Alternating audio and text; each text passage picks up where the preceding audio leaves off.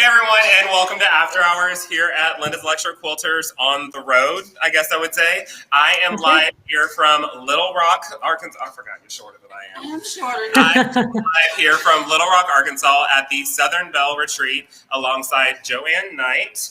And she is going to be with me along with Dianna, who is down in Texas. And we are going to be looking through a couple of quilt tops, looking at How Would You Quilt It Part 3.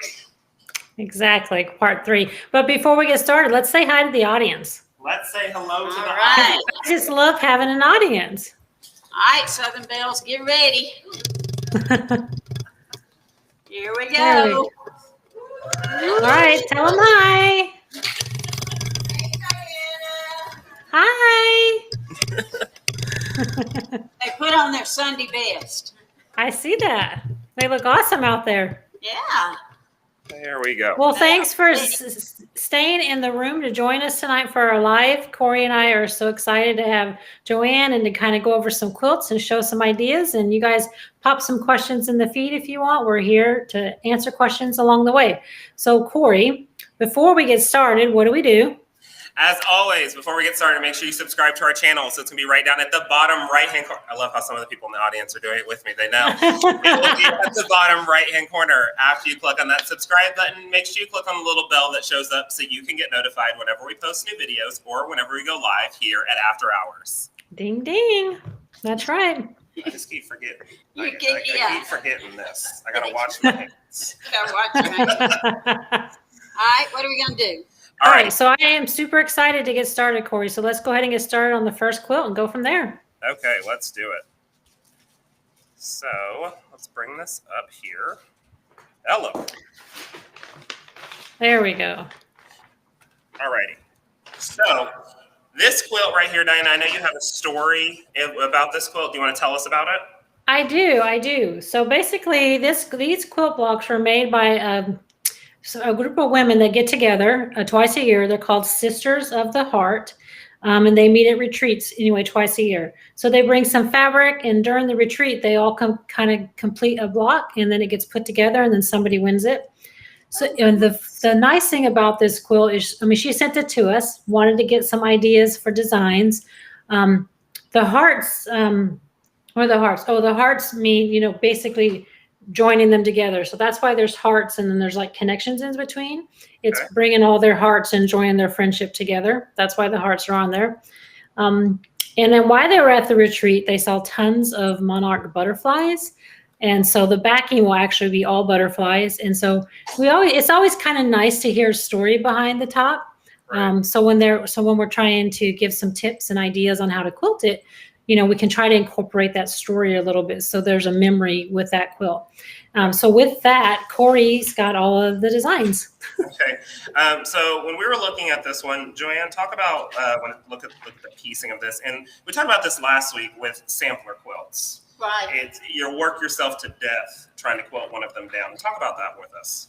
Sampler quilts to me, and I say this often, Judy Niemeyer quilts are actually easier for me because designers have sets of patterns and they will lay them out for you so you know where those patterns go on that quilt. Right. With a sampler quilt, and that's one that we're doing here at Southern Belle, you've got to make sure the density is right. You've got to make sure that those designs don't fight against that piecing. Right. Because if the piecing is a lot of straight lines, then you want to do something that has a little bit more curves in it to be able to break up those straight lines and not follow the seam lines on that piecing, because that's just going to take you longer. Definitely. And then with those straight lines, they can end up accidentally falling into the ditch of the fabric. Yes. And then that design disappears on the front. You'll see it on the back, but it's going to disappear on the front and kind of throw off the way you initially wanted it to look. Right.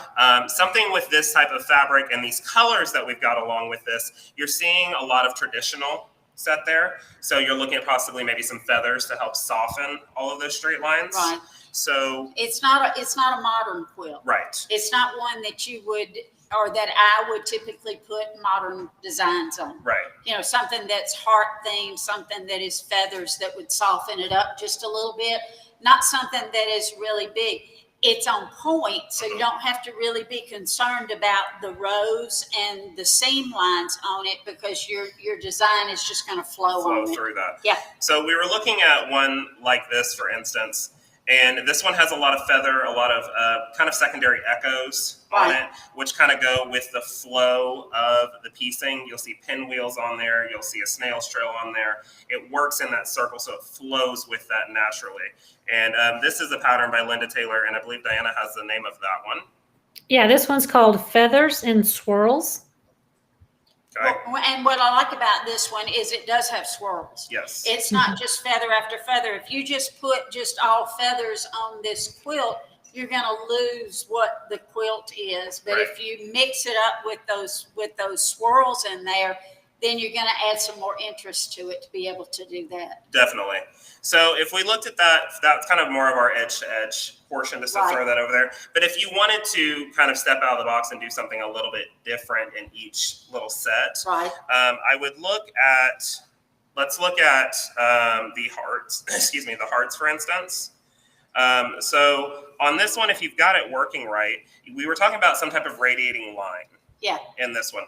So you could start out with one of the, let's say, top portions. So I would, let's bring that down a little bit. I got a new toy, so it's fun to get it working. There we go.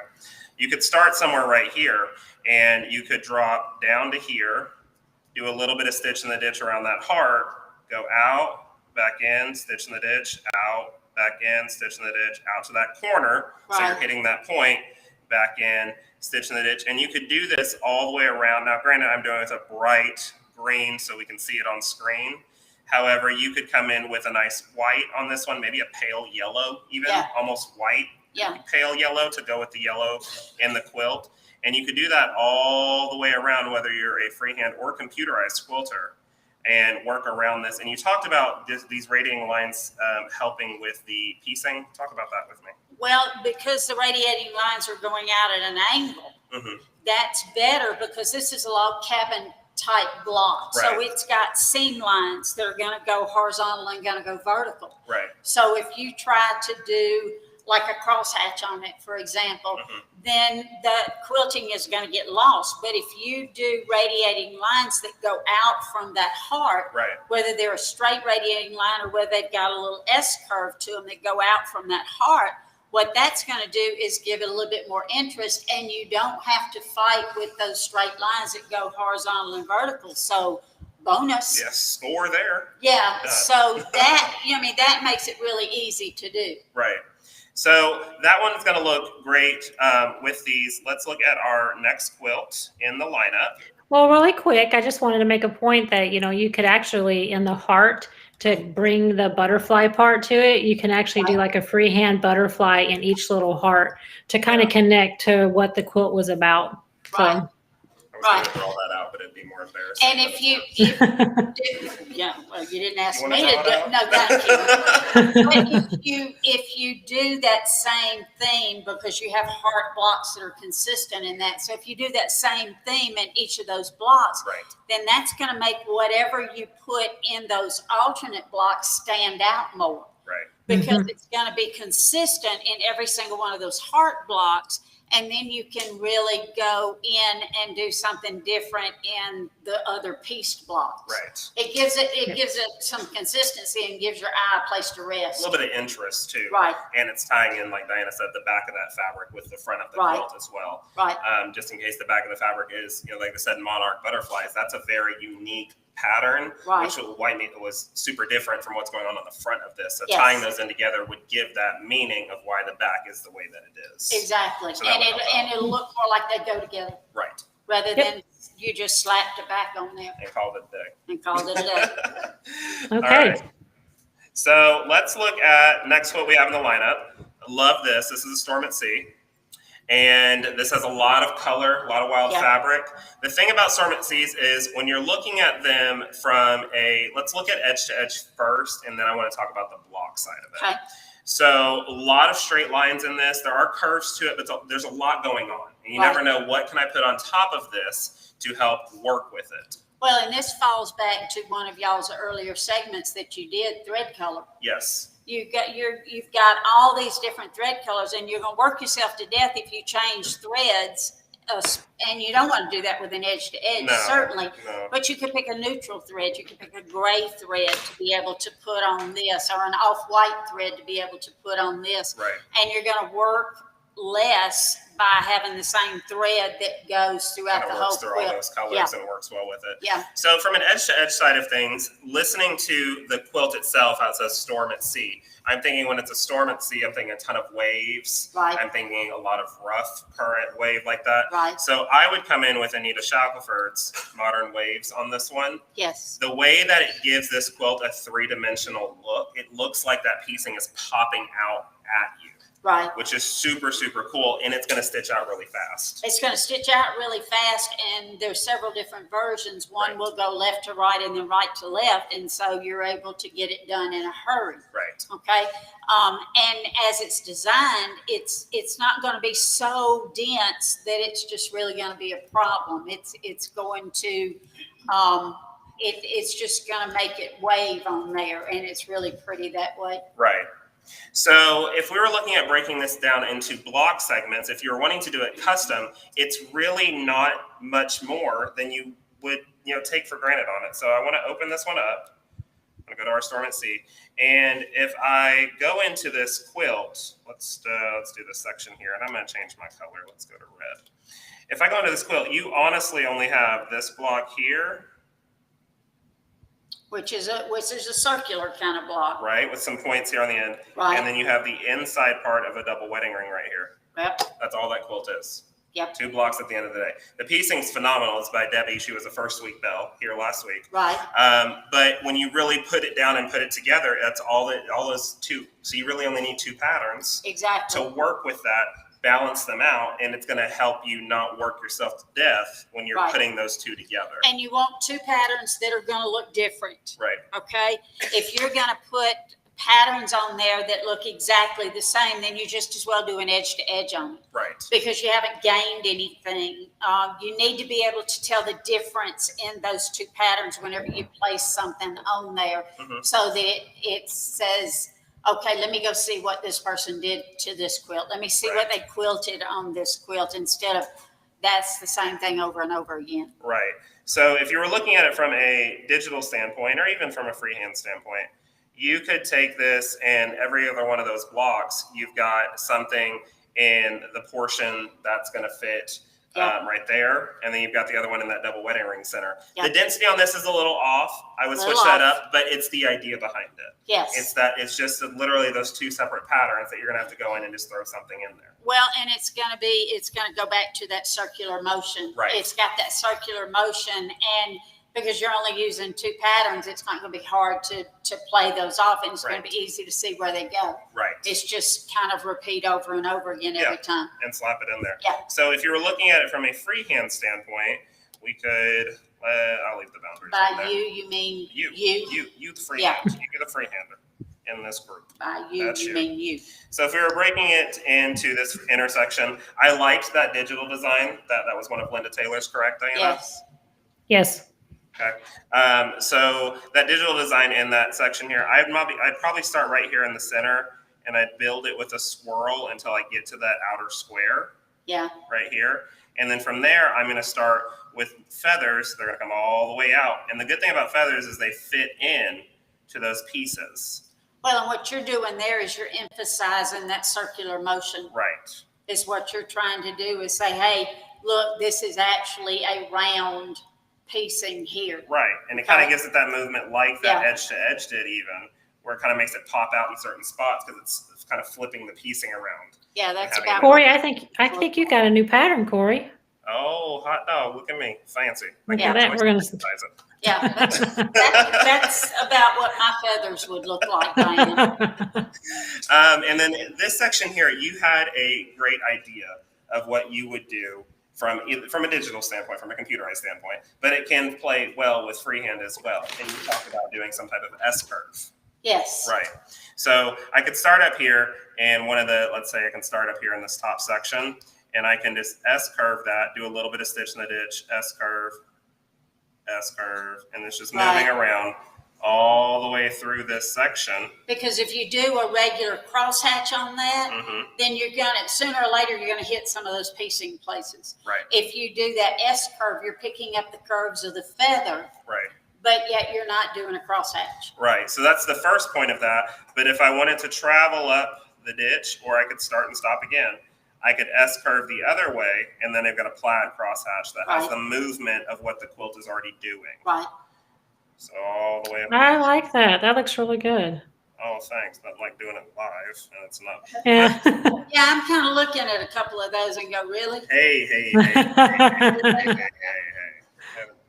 not. There you go. Now see the difference. You can tell on that one that there's something distinctly different in each of those blocks. Right.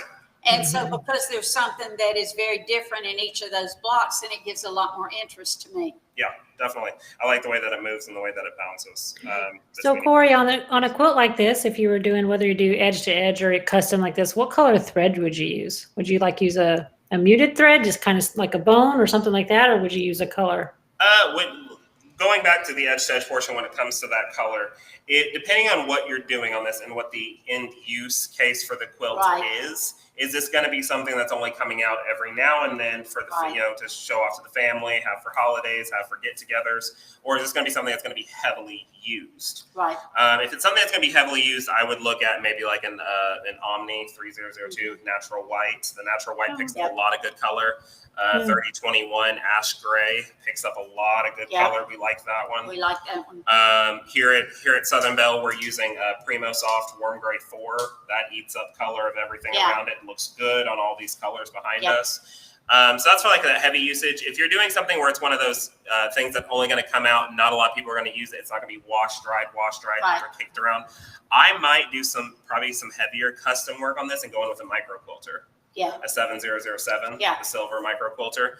That one works really well with color as well. Kind of has that same ash gray tone that those other ones do. And it picks up both light and dark. Right. So you're not working so hard by changing thread with every single one of them and trying to match those colors. Right, because you have some of those darker navies down in the bottom right corner, and you don't want to have to switch color back and forth to get what you're wanting out of that. So that would definitely work. Okay, so. All right, next quilt. All right, so let's go into our next one. Next one is this Dream Big with applique on this. Yeah. So you want to talk so this was actually sent by one of our viewers. Her name was Martha. And I forgot to mention the viewer, the first one. The first quote was sent in by Landa. But anyway, so this one was sent in by Martha.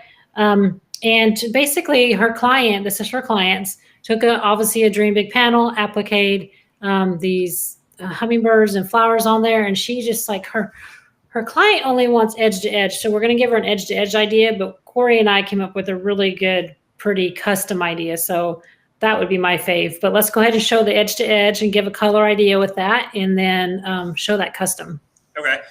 So edge to edge on this one, you're looking at the floral side of this. Yes. You've got the hummingbirds, you've got the natural, you've got the flower dahlia in the background. So I'm thinking something swirly, something with a little bit of feather in it as well, just to kind of mimic, even though swirls might mimic the hummingbird, getting the stuff. And nectar. Nectar. That was horrible and terrible. But it's, the applique on it is beautiful. The colors on it are beautiful. So she's got all of the elements there that she needs. But you need to stay with the theme. That's one of the things about when you're picking patterns for quilts is, like we talked about earlier, you need to think of the theme. You wouldn't put nautical on this quilt, okay?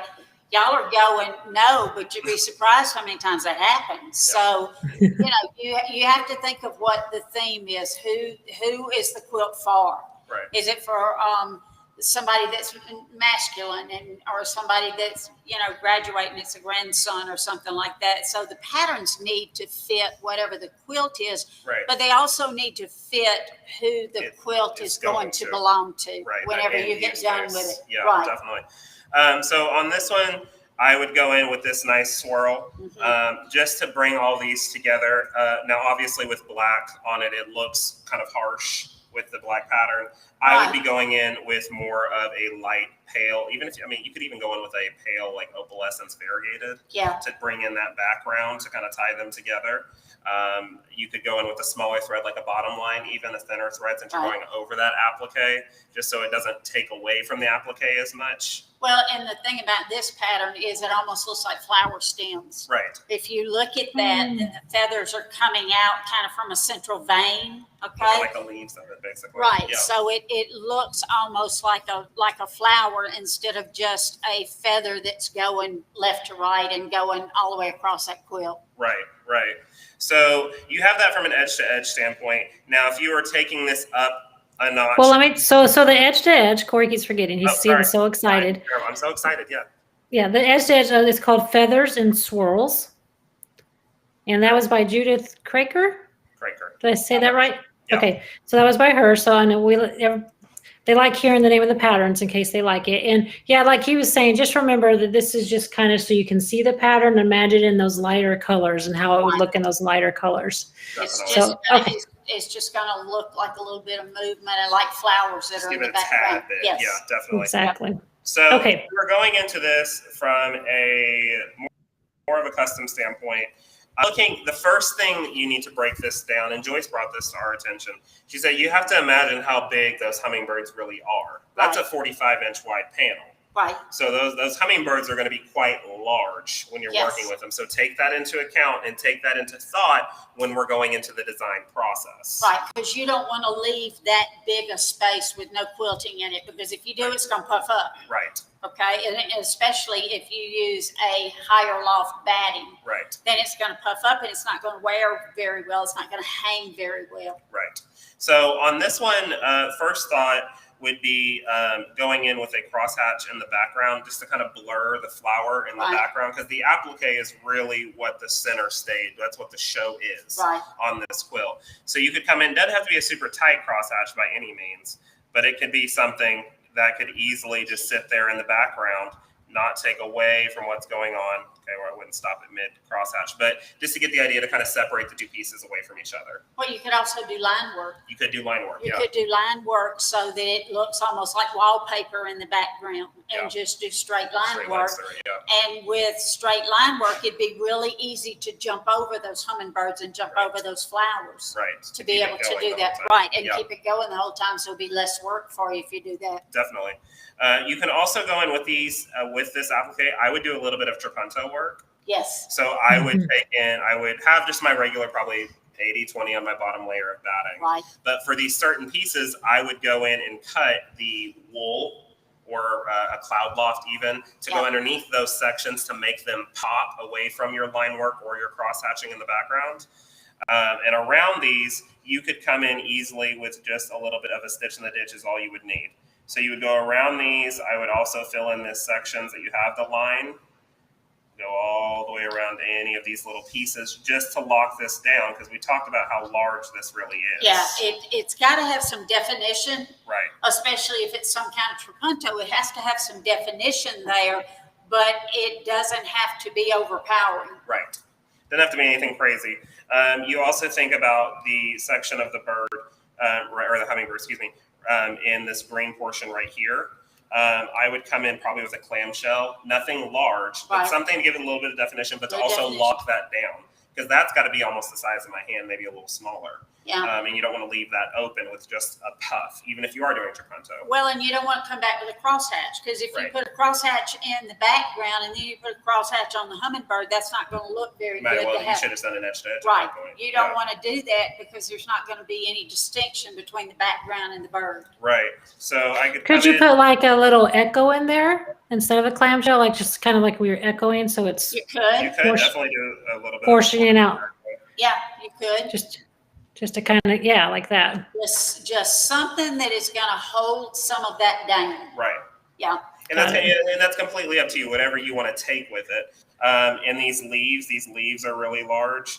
I would still do that Trapunto work. I would come in and do the stitch in the ditch on what is available that I can see right here. Yeah. But I would also come in and probably give this leaf its own natural veins, the way the leaf looks. So starting up here, I would maybe come all the way down, and then I could branch back and go this way, this way, this way, that way. Because just because it doesn't show it in the fabric doesn't mean you can't put it in. Right. So that would work. Yeah, definitely. You've got the parts of the flower here. You could go ahead and throw extra lines in here if you wanted to. Nothing close by any means because you don't want to take away from the applique, but enough to lock all those portions down. Yeah. And keep it going. Yep. Which would look really, really cool. Love that. I love that one because when I saw it, the first thing I thought of was like Trapunto and really making those hummingbirds stand out, and then just making the background soft like you're talking about with the straight lines or the crosshatch. I like the straight lines idea, Joanne. That was good. Yeah, she went to all that trouble to do that really pretty applique and choose those colors carefully. So it would be a shame to put an edge to edge on it and just kind of wipe that away. Yeah, and do that and all of her hard work. Right. Yeah. So, all right. So let's go to next quilt. So this next quilt was by another Week One Belle. This is by Linda, and I believe it's called The American, American, something like that. And it's beautiful in person. I love the borders, the way they work together. And we kind of broke this apart into, I want to look at one section or one block and then one part of the border. And then you can kind of take that all the way across. This one, if you were going through and you were doing it all over edge to edge, remember it's kind of on that sampler quilt spectrum. Right. So be very careful not to work yourself super hard on this one. A lot of straight lines, go in with something a little bit curvy. You could even go in with a crosshatch if you wanted to. The hard part about going in with a crosshatch is those borders, that the star section in the border has those same 45 lines. So you might run into the issue of your crosshatch rolling into that, and then it looks like Stitch in the Ditch at that point. Well, and on this one, it's going to be hard to see any of the quilting on this one whenever you get through with it, because there's so much going on there that it's going to be really difficult to see any quilting. Yeah. So you kind of look at, you balance how much time you want to spend on it and how much your customer or yourself, is willing to put into it. Exactly. So Corey, the quilt is actually called Welcome Home. Wow, I was way off. Yeah. It's 3 for 3 tonight. Were you just like making a nod to Olympic week or something? I guess that's what I was going for. All right, you're going for the gold. Going for the gold. Okay. So on this one, let's go into looking at one of the blocks. This one with the church and then the tree to the left. On this one, the first thing I thought of when I was looking at the church is shingles on the roof. Yeah. Okay.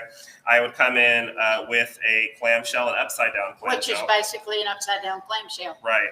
Yeah. So I'd come in with that. That would be my starting point. And you could just come in, and depending on how wide you want to do that crosshatch, that clamshell, right, you can easily do that all the way through. I'm going to switch colors so I can see it better. There we go. Much better. All the way through this section as we go. Yeah, well, we got frozen. We got frozen. It's okay. It should catch up in a second. So that would, that's typical for roof lines is to do an upside down clamshell. So that's an easy fix to be able to do that. Right. I'm trying to get in here and get it to cooperate with me again. All right. So once you do that to the roof line, then what are you going to do? So after I did that roof line from a design point, you could come in and work with the stone on the actual building of the church. You come in and build those brick lines out to where they're going to work more in your favor. Let me see if I can get it to And brick lines are just straight lines. Right. I mean, it's easy to make a brick. You're going to stagger them. Right. And that way they're just straight lines that they're going to go through there. Let's see. Well, come on now. You got to love that TV. Gotta love that TV. Always something. Getting to see colors. Yes, get to see the wide color wheel on this one right here. So let me hold on just a second. I'm going back up on this one. Let's send that a hello. Oh, I go Dianna, like, woo. All right. You're gonna restart that? Yeah, I'm gonna restart that. Talk about.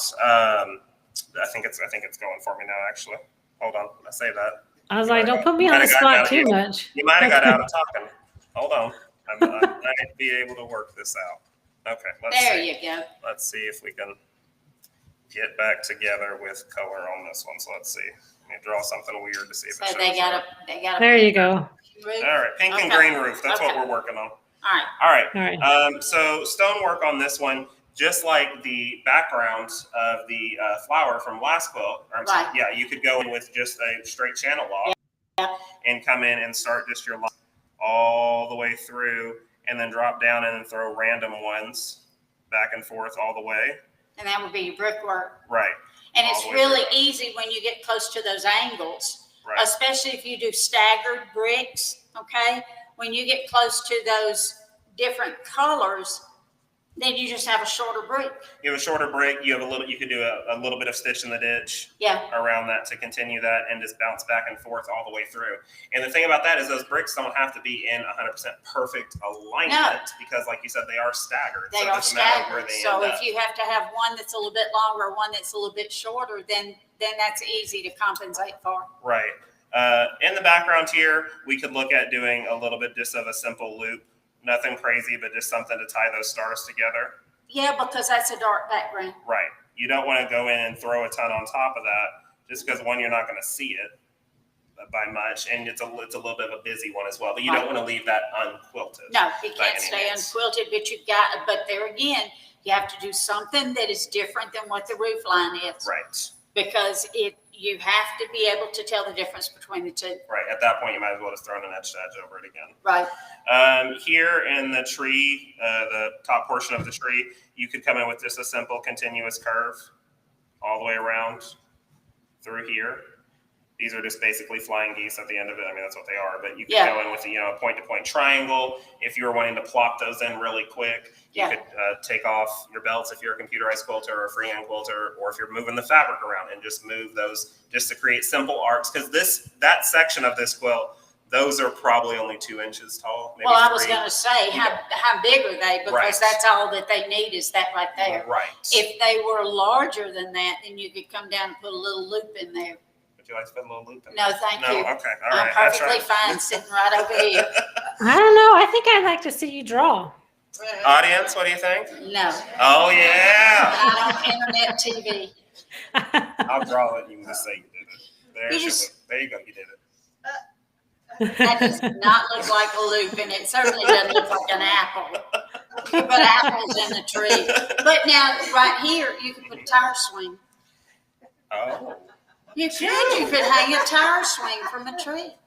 You sure could. Girls got skills. Yeah, you could come down. Oh, no, this is going to be great. Come down there and put your little tire swing. There you go. See? That looks like a tire, too, because I didn't fall perfectly right on. Look at you. I'm so smart. This one on the trunk of the tree, you could come in with just a little bit of loop texture to give it that wood grain look. All the way down and around. And that'd be easy to follow. Easy, and it doesn't. You don't have to be in a pattern with it by any means. No. I mean, wood grain doesn't have a pattern, and you can just throw that in. That's super simple, super fast, and you just go in and throw that in with the machine to lock it down. And it doesn't fight with the tire swing. Not at all with the tire swing. All the way through on that portion. So the other part of that quilt is the border piece, which wraps around all the way. Right. So looking at these stripes, a lot of straight lines. Yes. We talked about a lot of straight lines in earlier quilts. You're going in with something curved. Yeah. And you can make it look like that flag is flying then at that point. Just like the Storm at Sea pattern, for the edge-to-edge portion, you could just come in with, an and you don't have to stay right in the red or right in the cream. You're just kind of throwing them in as you go all the way around. Yeah, just travel up that ditch on the side. Yep. And go all the way up there, and then you've got that movement, and it also frames the quilt. Right, and if you look at it, it might look from a far distance like wood grain. Right. From a far distance, so it looks like a frame, like you said, a frame around the quilt. Right. And when you get up, all those flags are flying around the quilt with good movement. So that one looks really cool as well. That's good. All right. Like that one. Okay. Okay. So next one is that you love this one. I do love this quilt. This quilt is on my bucket list. I love this quilt. So this quilt was sent to us by who, Dana? Martha. She also said this. It was a customer quilt that she's doing. The customer just wants edge to edge, but she wanted to see a good edge to edge, but also what the custom would look like. Okay. Awesome. So from a good edge to edge standpoint, you can keep it Christmas theme. I don't know personally if I would put trees on top of trees, like Christmas trees on top of trees, because then it loses all that hard work of piecing. And you might as well just throw it out the window. Don't do that.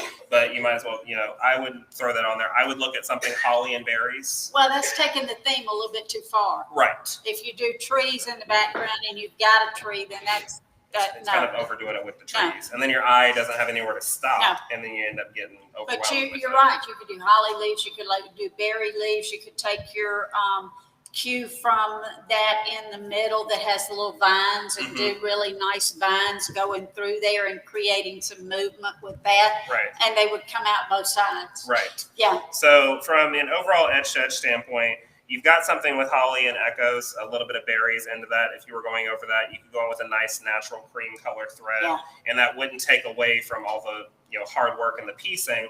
It'd give it a beautiful look. You go in with maybe even a dark green, like a forest green backing, so you could then see the holly on the other side. It ends up being almost a two-sided quilt. Yeah. You could flip and have a whole cloth on one side and then a piece quilt on the other side. You don't want anything on this that's too vertical. Right. You don't want to do a pattern that is going to be holly, holly, holly, holly, holly. You want to kind of stagger that to give it a little bit of interest. Right. Yeah. So you've got a lot of good movement there. When you're looking at it from a custom side of things, you can break down that tree into, not the church, you can break down that tree into basically rows. Yes. At that point. You could still do an edge-to-edge portion in the background if you wanted to.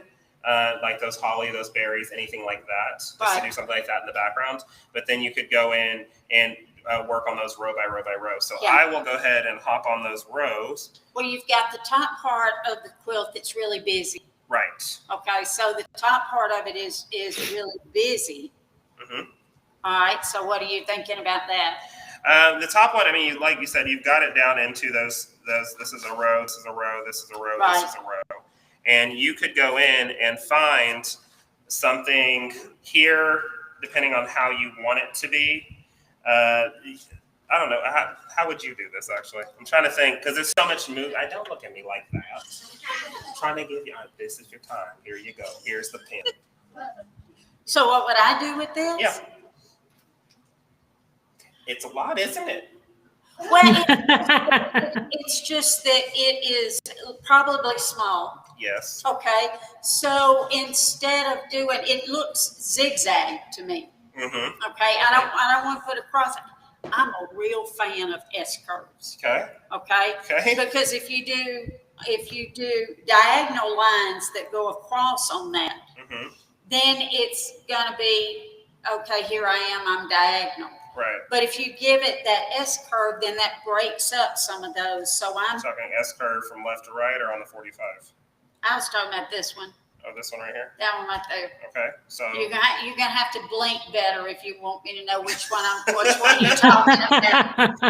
On this one, if you do something that is, something that is S that gives it some movement, you could also put like a holly border in there.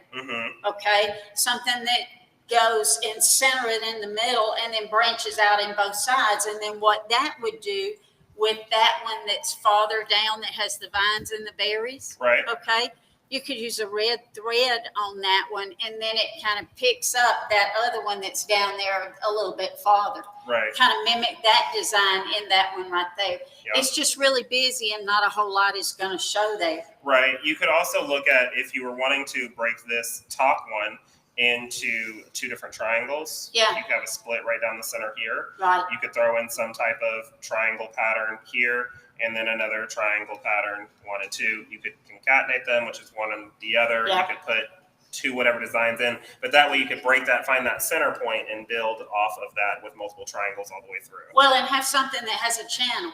Right. So that if you have something that has a channel, then that separates that from the background. Got it. So you don't have, if you end up with a background that is holly or swirly or something, and you put something swirly into the triangles, then like again, there's got to be some break between the two. Right. But you don't want to do straight lines on that. Right. Because it's already got a lot of straight lines. A lot of straight lines on it. If you wanted to, you could put like holly leaves in that, into triangles Right, that branch out. That branch out So that then way. the branch out from this center part of this vine right here Right. would go all in together with each of these, Right. something that branches out to follow that same. The quilting would be the branching outside of it. Right. And then you have that beautiful applique that goes in with it as well. Because that's my favorite part of the quilt. Right. Okay.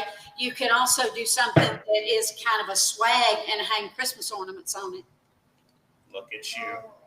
Like the tire swing. I mean, you know, but you could, because you could do something that's kind of a scallop that goes along there, and then hang ornaments in different levels on there. Yeah. And then that way, not on that one, on that one. Oh, you want to go back up there? I want to go back up to that one. Oh. I want to do, see, you just wiped out my whole ornament section. But if you do that, even though it's busy, you would have those ornaments on there. And you could even put a little bit of ribbon or something on there so that you've got those ornaments hanging. Right.